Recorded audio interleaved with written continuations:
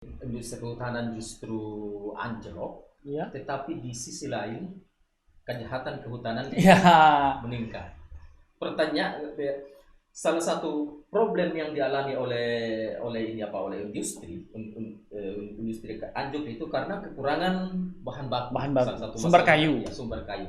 Tapi di sisi lain justru kejahatan kehutanan ini meningkat.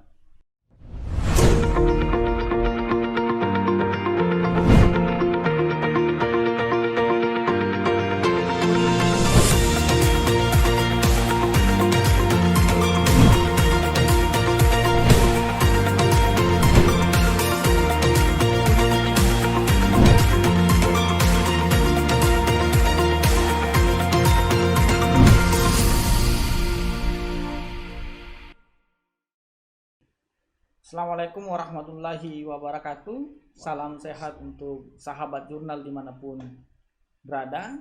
Ya, kembali lagi bersama saya Ferdi dalam acara Jurnal Podcast. Nah, pada edisi kali ini kita akan membahas sebuah tema yang cukup menarik. Tentu ini berkaitan juga dengan industri kayu atau tata kelola kayu dan hutan di Selatan, terutama di era pandemi ini. Nah, di samping saya akan ditemani atau teman diskusi kita pada kali ini adalah Direktur Jurnal Selebes Bapak Mustan Arif, akan menjelaskan banyak hal lah terkait dengan apa temuan-temuan menarik dari yang dilakukan oleh Jurnal Selebes selama melakukan pemantauan, ya begitu. Apa kabar, Pak? Alhamdulillah, Iya. baik, Bung Ferdi. Nah, mungkin sebelum saya masuk ke dulu ke pembahasan ya. Kalau tidak salah Februari kemarin jurnal kemudian melakukan konferensi pers terkait dengan temuan kasus pembalakan liar di selatan. Di situ jurnal kemudian menyampaikan bahwa selama pandemi ini atau COVID-19 ini terjadi eskalasi atau pembalakan liar meningkat cukup signifikan gitu. Nah, pada kali ini juga mungkin kita akan mengulas tentang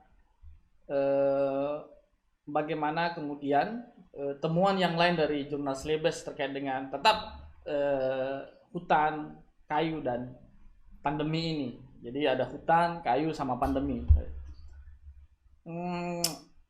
Yang menarik adalah ada temuan baru ya, yang kemudian diekspos oleh teman-teman jurnal Selebes yang tentu berhubungan dengan temuan pertama terkait dengan pembalakan liar tetap di era pandemi ini, terkait dengan industri kayu di Selatan selama masa pandemi. Nah, saya mau tahu dulu Pak, sebenarnya tujuan pemantauan industri di masa pandemi ini apa sih sebenarnya? Ya, Bung Ferdi dan teman-teman sahabat jurnal Selebes. Ini proses sebuah program pemantauan. Pemantauan itu merupakan bagian dari program jurnal Selebes. Program yang didukung oleh FAO atau Badan Dunia Pangan dan Pertanian, dan di Eropa yang didorong lewat program FLEGT, Forest Law Enforcement, Governance and Trade. Jadi sebuah program yang mengatur tata kelola, penegakan hukum, dan perdagangan yang legal di bidang kehutanan. Ini didorong oleh Uni Eropa dengan negara-negara yang punya hutan, negara-negara yang punya hutan tropis, salah satunya termasuk Indonesia. Nah, program ini bekerja sama dengan jurnal Selebes. Ini program tahap kedua. Tahap pertama itu kami sudah melaksanakan di tahun lalu, tahun 2018 sampai 2019 lalu itu di 5 provinsi. Nah, kali ini kami menyempitkan untuk dalam konteks yang kecil karena kami melihat bahwa problem tata kelola hutan ini justru yang yang perlu dibangun adalah dalam eskalasi-eskalasi atau dalam skala-skala kecil membangun sinergitas multi pihak dalam skala yang kecil. Ya. Makanya kemudian kami di tahun 2020-2021 ini kami mencoba konsen di Sulawesi Selatan dalam hal pemantauan ya. Pemantauan ini. Jadi pemantauan itu hanya satu bagian, tapi core dari program ini adalah ingin membangun sinergitas kolaborasi yang kolaborasi atau sinergi antar pihak dalam proses tata kelola hutan berkelanjutan. Ya. Jadi ada pemerintah, kemudian juga ada masyarakat lokal, masyarakat adat, juga masyarakat dengan industri. Ya, industri atau sektor privat. Nah, jadi ada ya betul. Semacam yang punya kepentingan terhadap hutan ya. Betul. Gitu. Jadi hutan ini kita harus bangun dalam kolaborasi multi pihak. Nah, saya kembali ke pemantauan tadi. Jadi pemantauan itu kita laksanakan. Ini pemantauan dilaksanakan oleh masyarakat kecil, masyarakat adat, masyarakat lokal dan masyarakat adat yang sudah mendapat pelatihan atau mendapat pendampingan dari jurnal Celebes. Nah, di Februari lalu teman-teman di jurnal Celebes atau kami di jurnal Celebes itu sudah melakukan jumpa pers, salah satu kegiatan jumpa pers itu untuk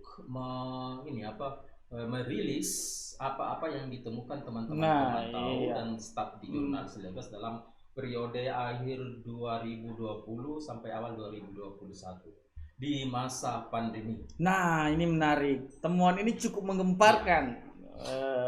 Kenapa saya bilang menggemparkan? Karena di tengah situasi pandemi ini tiba-tiba jurnal mengungkapkan fakta-fakta pembalakan liar di Sulawesi Selatan ya, Pak? Gitu. Ya. Jadi ini riset di masa pandemi dalam riset yang lebih bersifat pada upaya untuk mengetahui kondisi pengelolaan hutan di Sulawesi Selatan ini pada masa pandemi. Dan ada hal yang menarik ternyata ditemukan oleh teman-teman pemantau atau teman-teman yang melakukan asesmen melihat kondisi hutan di Sulawesi Selatan. Itu ternyata yang ditemukan salah satu aspek yang menarik di sini adalah ketika masa pandemi atau ketika corona ini yang memungkinkan masyarakat membatasi aktivitas masyarakat karena ada pembatasan, tetapi di sisi lain itu pembalakan liar itu justru meningkat. Kalau kami presentasi secara kuantitatif itu hampir 70% dibanding dengan tahun-tahun yang sebelumnya. Jadi sebelum pandemi dan setelah pandemi ya. Betul. Jadi setelah dalam kondisi pandemi ini, teman-teman di jurnal Celebes menemukan ada 9 kasus pembalakan liar atau illegal logging itu terjadi di Sulawesi Selatan. Sementara yang sebelumnya itu hanya terjadi 1 atau 2 kali dalam proses 1 tahun. Satu tahun.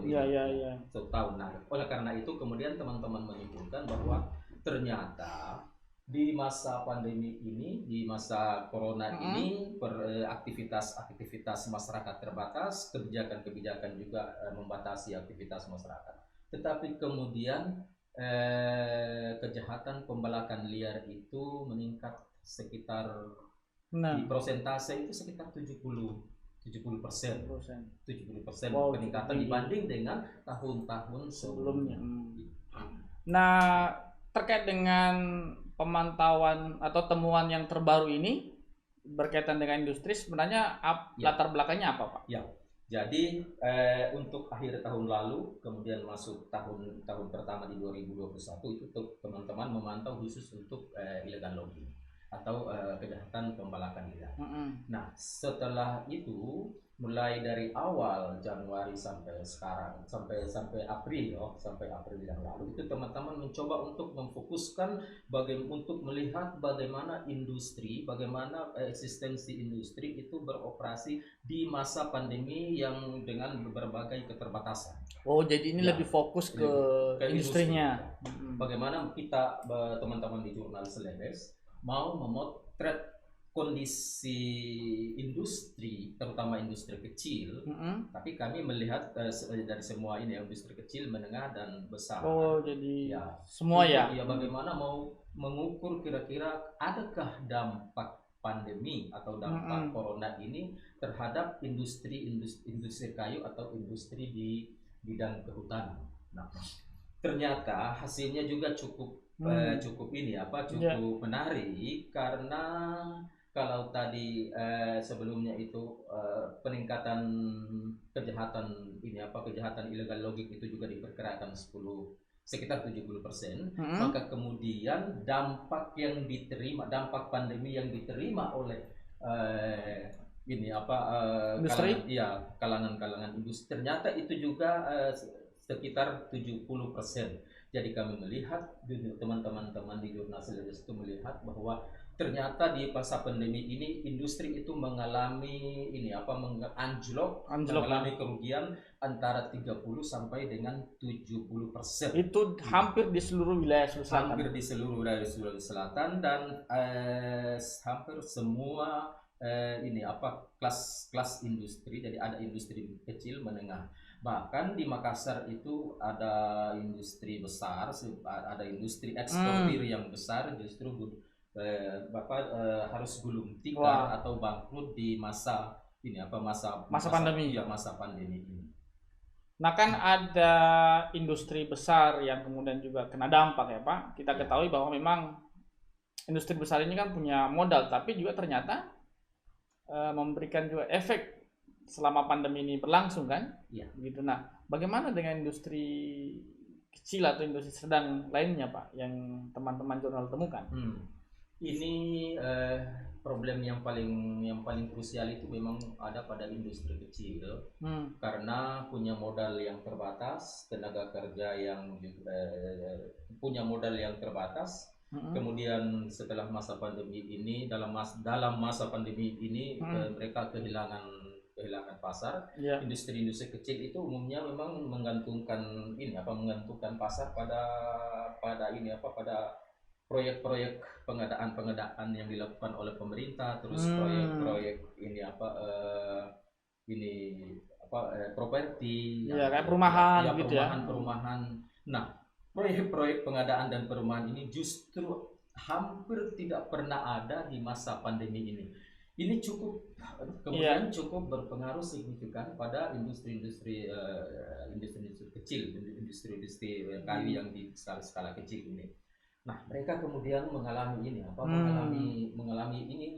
problem yang dilematis, karena salah satu sisi industri ini kan butuh beroperasi, butuh hidup, karyawan-karyawannya yang butuh, terutama industri kecil ini industri kecil itu. Nah, ini kenapa kami saya katakan bahwa ini sangat dilematis, karena di satu sisi industri kecil ini tidak dilematis untuk memphk karyawan, merumahkan karyawan, merumahkan atau melakukan pemutusan hubungan kerja dengan ini. Tapi ini bukan hanya dialami oleh industri kecil, industri besar juga dia mengalami seperti ini, karena konsekuensinya ketika misalnya memphk karyawan, itu konsekuensinya perusahaan harus membayar pesangon. Sementara apa yang dipakai untuk membayar itu pesangon, sementara produksi atau produksi perusahaan dan pendapatan itu anjlok. Kemudian ketika ingin mempertahankan misalnya karyawan, apa yang akan dibayarkan? Apa yang dipakai untuk bisa membayar gaji-gaji karyawan itu? Oleh karena itu kemudian juga ada yang kami menemukan ada perusahaan-perusahaan atau industri kecil itu menyiasati Jadi supaya tidak terjadi ini apa PHK atau ini ya mereka kemudian membangun pengertian yang sama, kesepakatan bersama kesepakatan bersama. Kalau sebelumnya itu mereka harus menerima upah yang normal sesuai dengan aturan, tapi setelah pandemi ini mereka menerima upah berdasarkan apa yang dihasilkan oleh perusahaan. Jadi kadang-kala juga mereka dirumahkan, mungkin kalau ada bahan baku masuk kerja, tapi kalau memang tidak ada yang dikerjakan tinggal di rumah. Tapi ada juga hal yang menarik itu di industri kecil itu ada perusahaan-perusahaan yang justru mengarahkan meminta kepada karyawannya atau mengarahkan karyawannya untuk bisa mencari pekerjaan sampingan. Ya ketika misalnya perusahaan atau industri itu belum punya punya bahan baku sehingga belum beroperasi. Nah, ini tadi menarik dalam konteks hubungan kerja ya, membandingkan antara industri besar dan industri kecil. Kalau industri kecil itu tadi yang menarik bahwa ada kesepakatan bersama ya, maksudnya yang dalam tanda kutip manusiawi karena tadi ada ruang yang diberikan kepada karyawan atau tenaga kerja untuk mencari pekerjaan sampingan. Nah, bagaimana dengan industri besar Pak yang kita lihat punya banyak aturan gitu. Apalagi kan kita tahu bahwa industri besar mungkin ekspor ya anunya ya. Industri ekspor itu juga memang sangat terdampak oleh pandemi ini, oleh corona ini, karena hal yang paling utama yang dihadapi itu adalah permintaan pasar. Ya, ini soal pasar lagi. Pasar dari luar negeri itu kadang-kala anjlok, bahkan hampir tidak ada sama sekali dalam proses masa pandemi ini. Sementara perusahaan-perusahaan industri ekspor ini selama ini memang tergantung kepada buyer dari luar negeri yang memesan secara rutin. Karena apa? Karena ini juga karena karena dampak dari corona ini, kemudian negara-negara pemesan itu juga membuat ada regulasi yang membatasi untuk pengiriman barang, memperketat aturan, sehingga kemudian itu berpengaruh. Nah, ini yang kemudian teman-teman juga temukan bahwa problem besar di kasus ini di industri di masa pandemi ini adalah anjloknya pasar. Jadi permintaan pasar itu yang dianggap hal yang paling krusial, yang paling berdampak kepada industri-industri yang terutama itu industri kecil dan maupun industri yang ekspor. Industri kecil itu karena permintaan di dalam negeri atau permintaan di lokal di sini berkurang karena tidak ada atau berkurangnya proyek-proyek pengadaan, proyek-proyek properti dan lain-lain. Sementara industri besar itu hampir tidak ada permintaan dari ini buyer dari luar negeri. Nah, sepertinya memang kompleks ya, karena kita tahu bahwa COVID ini juga berpengaruh terhadap aktivitas ekonomi masyarakat ya Pak, sehingga kemudian dari sisi pendapatan masyarakat juga berkurang, apalagi ini berhubungan dengan industri kayu itu sendiri. Jadi bisa dikatakan pasar itu kan sangat bergantung dengan masyarakat begitu. Nah, kalau tadi bicara tentang dampak terhadap karyawan atau tenaga kerja, nah kira-kira dari selama pemantauan yang dilakukan jurnal, apakah posisi pemerintah ini dalam hal yang berkaitan dengan industri ataupun kehutanan itu bagaimana Pak? Jadi selama pandemi ini kan kita tahu bahwa ada bantuan pemerintah, ada insentif pemerintah yang diberikan untuk industri padat karya, industri yang punya banyak tenaga kerja, termasuk salah satunya adalah industri di bidang kehutanan ini, industri mebel, industri sawmill dan lain-lain yang orientasinya adalah ekspor, kemudian juga produk dalam negeri, dan kemudian juga punya tenaga kerja yang ini. Nah, pemerintah kemudian mengucurkan bantuan-bantuan dalam bentuk insentif yang diberikan untuk menambah bantuan bantuan, tapi dia bantuan yang diberikan oleh pemerintah itu untuk misalnya mengurangi pembayaran rutin oleh perusahaan-perusahaan kayu, pembayaran rutin, pengurangan pajak dan lain-lain. Yeah. Nah, ini menarik karena meskipun ada insentif dari pemerintah dalam bentuk ini UKM untuk bantuan untuk UMKM, tapi yang di ini apa ya, perusahaan-perusahaan atau industri-industri yang menjadi ini ya, yang diwawancarai oleh jurnal Celebes itu hampir semuanya tidak memperoleh bantuan dari bank. Kami tidak tahu apakah memang mereka tidak tertarik atau memang ada aturan-aturan yang ini, tapi umumnya mereka mengatakan tidak dapat sama sekali. Tidak dapat, dan memang tidak ada antusias seperti industri-industri. Tidak seperti industri-industri kecil yang lain. Nah, oleh karena itu kemudian ada kesimpulan juga pengakuan dari misalnya dari industri kecil, ini mereka mengharapkan bantuan yang bersifat sementara itu ketika mereka misalnya menerima, tapi itu tidak memberikan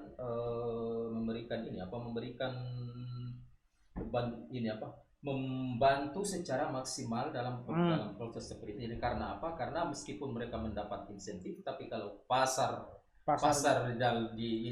untuk permintaan kayu atau permintaan bahan kayu itu itu tetap saja ini.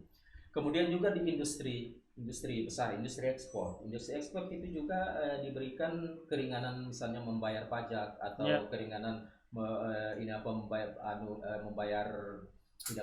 pembayaran rutin setiap bulan. Tapi menurut kalangan industri yang pengekspor ini juga, ini bantuan yang insentif yang bersifat sementara ini juga tidak terlalu membantu. Mereka tidak terlalu membantu. Mereka yang diharapkan oleh industri besar, industri yang eksportir, industri besar ini, itu terutama bagaimana adalah pasar. Memastikan menstabilkan pasar, memastikan pas. Karena bantuan atau insentif yang bersifat sementara itu tidak akan juga berfungsi jaminan jadi berfungsi secara maksimal, kalau hanya mungkin menutupi biaya rutin tertentu, tetapi kemudian tidak ada pemasukan juga dari perusahaan, itu akan tidak akan memberi dampak yang signifikan di dalam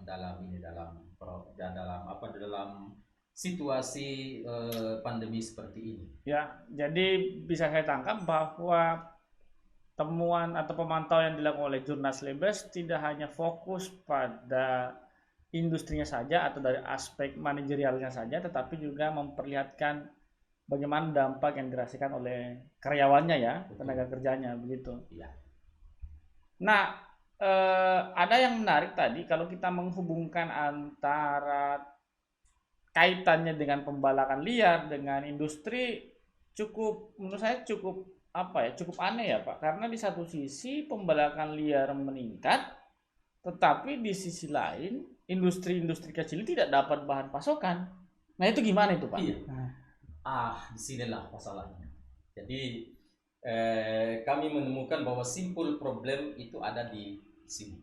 Industri kehutanan justru anjlok. Ya. Tetapi di sisi lain kejahatan kehutanan meningkat. Pertanyaan, salah satu problem yang dialami oleh industri anjlok itu karena kekurangan bahan baku. Salah satu sumber kayu. Tapi di sisi lain justru kejahatan kehutanan ini meningkat hampir berbanding lurus dengan apa yang dialami oleh anjloknya industri. Pertanyaannya kemudian, kira-kira kayu-kayu yang misalnya dari hasil pembalakan liar itu kemana? Pertanyaan yang krusial, sehingga kemudian teman-teman di jurnal Celebes melakukan semacam analisis dan menduga kemungkinan ini ada peredaran kayu gelap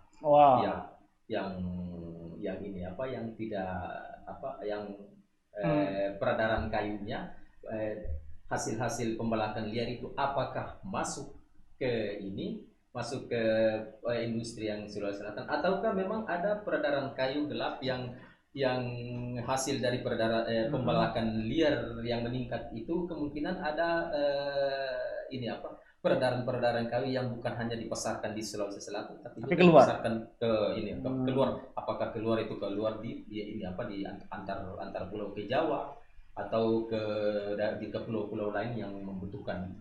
Iya. Iya, kalau nah itu tadi menarik. Kalau boleh tahu sih sebenarnya sumber kayu dari yang industri yang dipantau jurnal, sumber kayunya di mana saja sih Pak? Di Sulawesi Selatan ini sebetulnya tidak ada lagi sumber kayu untuk hutan alam. Jadi HPH yang dulu, setelah HPH itu sudah tidak ada. Tapi yang kayu yang diperdagangkan dan dihasilkan ini adalah umumnya adalah kayu-kayu dari hutan rakyat dan hutan industri. Hutan lebih banyak hutan rakyat, hutan industri itu dalam skala kecil yang kemudian yang ini apa yang dikembangkan oleh perhutani misalnya. Nah, tapi sesuai dengan kalau ditanya kira-kira di basis mana saja kayu yang ada di Sulawesi Selatan itu kebanyakan itu masih berada di wilayah sekitar Luwu Raya, terutama di wilayah Luwu Timur, karena teman-teman menemukan eskalasi kejahatan di area atau di wilayah Luwu Timur itu juga cukup tinggi ya, cukup tinggi.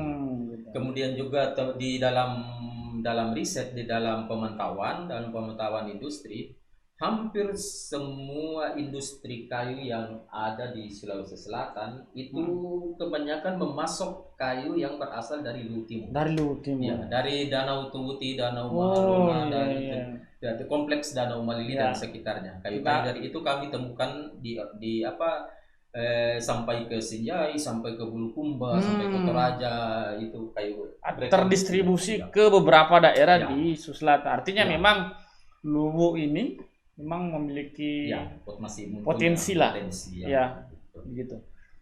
Nah, dari temuan jurnal terhadap industri ini selama masa pandemi, apa yang kemudian menjadi rekomendasi atau usulan kepada pihak terkait, dalam hal ini mungkin pemerintah, untuk kemudian paling tidak memberikan dampak positif lah bagi industri dan terutama orang-orang yang terlibat di dalamnya. Gitu. Jadi sesuai dengan misi yang dilaksanakan atau program Jurnal Selebes ini, yaitu bagaimana mengupayakan mendorong tata kelola hutan yang berkelanjutan. Berkelanjutan itu hutan yang bisa lestari, yang masyarakat juga bisa berada di dalam hutan, tapi hutan tidak rusak, hutan memberi manfaat kepada masyarakat. Maka kemudian problem dari dua sisi yang bertolak belakang ini, dari di satu sisi industri anjlok, kemudian di sisi lain itu pembalakan liar. Ini kami melihat bahwa ini akan menimbulkan problem yang ini kami melihatnya sebagai, kalau ini tidak disikapi dengan baik, ini akan menimbulkan masalah, menimbulkan anomali dalam tata kelola kehutanan yang bisa menimbulkan problem, karena artinya situasinya bisa lebih buruk dari yang sekarang. Betul. Apalagi kita kemudian belum mengetahui ini pandemi ini kira-kira kapan selesainya. Kapan selesainya ini. Waktu dulu orang memperkirakan hanya beberapa bulan, terus memperkirakan tahun depan, dan sudah 2 tahun kita jalani. Belum ada tanda-tanda untuk betul-betul signifikan. Makanya kemudian kami ini semacam usulan ya, dari kami menyebutnya rekomendasi, tetapi semacam usulan kepada pemerintah untuk bisa mengambil langkah-langkah strategis, kebijakan strategis untuk bisa bisa mengatasi anjloknya industri di satu sisi, kemudian juga meningkatnya kasus pembalakan liar, meningkatnya kasus pembalakan liar ini di sisi lain. Jadi mungkin insentif seperti yang diberikan dalam insentif jangka pendek itu perlu kembali dipikirkan. karena menurut hasil riset dari teman-teman jurnal Celebes ini tidak terlalu berpengaruh signifikan kepada pada masalah ini. Jadi mungkin kami meminta atau mengusulkan atau memberitahukan kepada pemerintah sebagai yang disebut sebagai rekomendasi ini, secepatnya atau dalam waktu yang pemerintah harus mengambil tindakan-tindakan yang strategis yang tidak sekedar menyelesaikan masalah ini dalam waktu yang jangka pendek, tetapi dalam kerangka dalam kebijakan yang strategis supaya industri ini tidak sampai kolaps semua dan kemudian di sisi lain kejahatan pembalakan liar itu semakin meningkat karena dua anomali ini ketika tidak ditangani bersama-sama, tidak diantisipasi bersama-sama, ini akan menjadi problem besar dalam upaya untuk mendorong tata kelola hutan yang berkelanjutan yang didukung oleh multi pihak seperti tujuan utama dari program yang dilaksanakan oleh Jurnal Celebes. Nah, saya hampir lupa, Pak. Ya. Selama pemantauan ini yang dilakukan oleh jurnal terhadap industri, kan ada karyawan atau tenaga kerja yang dilihat. Nah, bagaimana temuan jurnal terkait dengan perlindungan karyawan kan COVID ini, Pak, atau bagaimana temuan jurnal terhadap perlindungan karyawan atau tenaga kerja di sektor-sektor industri kayu itu sendirinya? Apakah safety kah atau bagaimana? Ya. Jadi kalau kita mengacu kepada peraturan ketenaga kerjaan, memang hampir di setiap industri itu punya K3 misalnya aturan-aturan, tapi dalam prakteknya itu masih belum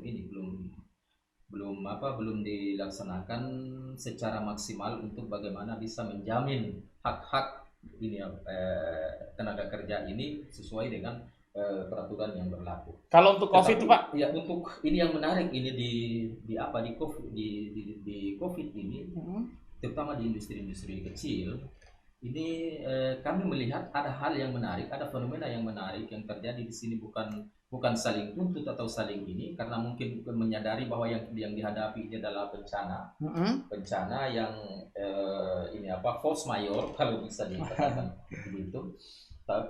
Karena kemudian yang terjadi itu adalah di industri kecil. Kalau di industri besar kemungkinan ada upaya untuk merumahkan karyawan dan lain-lain. Tapi di industri kecil itu terjadi kesepakatan atau kesepahaman antara yang pemilik usaha dengan karyawan itu untuk saling memahami. Makanya kemudian karyawan juga tidak menuntut menuntut sesuai dengan hal-hal yang ideal. Kemudian juga sebaliknya juga pemilik industri juga tidak menegakkan aturan-aturan yang ideal. Jadi ini juga kami melihat bahwa ini memberi pembelajaran dalam sisi ketenaga kerjaan seperti ini. Jadi kalau kami tidak menemukan, memang kalau berdasarkan aturan itu memang ada yang belum melaksanakan aturan secara maksimal. Tetapi di sisi untuk korban dalam masa pandemi ini tidak terlalu signifikan, bahkan hampir tidak terlalu ketegangan dalam penuntutan hak dan kewajiban ini di masa pandemi ini jika dibandingkan dengan di luar dari reaksi antara pekerja dengan pemilik modal ini di luar tadi ini. Kalau dalam hal protokol kesehatan, saya sejauh ini pemantauan jurnal di industri itu bagaimana, Pak? Untuk karyawannya dalam bekerja itu bagaimana temuan? Untuk protokol kesehatan ini kami melihat bahwa kalau menggunakan untuk upaya untuk menggunakan alat pelindung diri di dalam bekerja, itu memang ada yang ditegakkan, tapi juga ada yang tidak kami menemukan juga ini. Tapi kemudian ada hal yang menarik di industri ini, karena kemungkinan juga terlalu lama juga proses COVID ini. Jadi kemudian juga ada di industri-industri tertentu itu tidak terlalu mematuhi, misalnya pakai masker, pakai masker atau alat-alat kerja yang lain yang bisa itu yang artinya memang ada yang belum taat pada protokoler begitu ya, ada yang taat begitu. Nah, terakhir mungkin Pak, sudah ada 2 temuan yang menarik yang disampaikan secara garis besar ya, mulai dari soal pembalakan liar sampai dengan dampak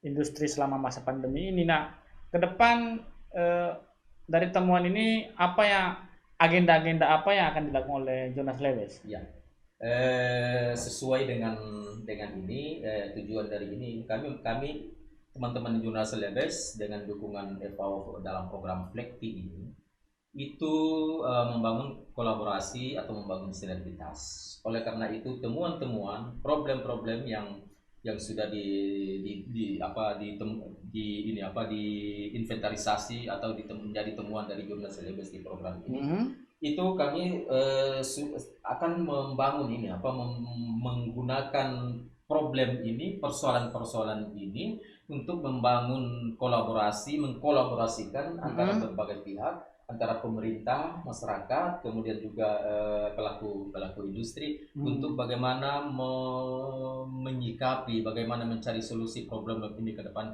mencari solusi bersama. Jadi misalnya kami akan melakukan pertemuan workshop dengan kami sudah melakukan workshop itu untuk pihak pemerintah.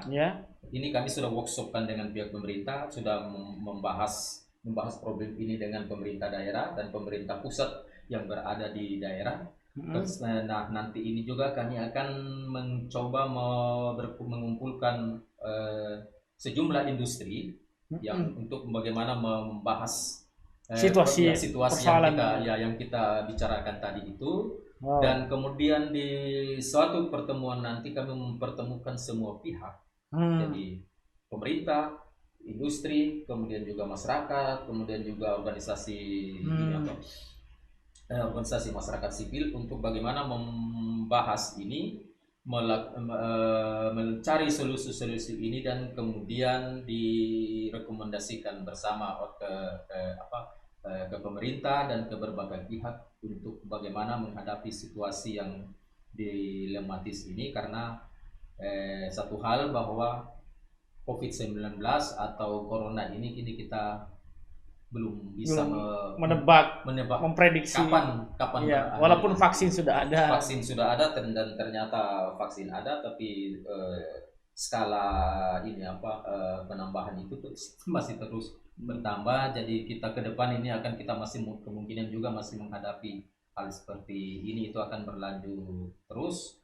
Nah, ini kami akan kalau itu disebut rekomendasi, tapi kami mengusulkan kepada pemerintah untuk bagaimana kita bersama-sama, pemerintah maupun berbagai pihak, untuk menghadapi situasi ini supaya ke depan dalam konteks pengelolaan hutan yang berkelanjutan itu bisa terlaksana. Wah, cukup kompleks ya. Apalagi masa pandemi seperti ini. Sebelum pandemi pun juga banyak sekali persoalan tentang tata kelola hutan dan kayu di Indonesia, khususnya di selatan, diperparah lagi dengan situasi pandemi. Satu kata kunci yang bisa saya tangkap bahwa bicara tentang tata kelola hutan itu bicara tentang keterlibatan para pihak ya Pak, gitu. Nah, mungkin cukup untuk edisi diskusi kita pada hari ini. Saya ingin mengucapkan banyak terima kasih kepada Pak Mustam. Untuk para sahabat jurnal, tetap tongkrongi channel Jurnal Podcast atau JC. Saya yakin akan ada banyak hal-hal yang sifatnya edukatif, terutama apa yang juga dilakukan oleh Jurnal Celebes hari ini, karena programnya masih berlangsung ya Pak? Ya. Oke, ya.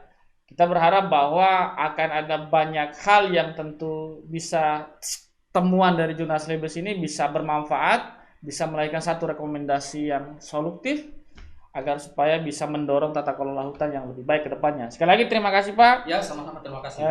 Teman-teman atau sahabat jurnal yang sudah nonton, terima kasih banyak. Saya akhiri dengan ucapan Assalamualaikum warahmatullahi wabarakatuh. Waalaikumsalam.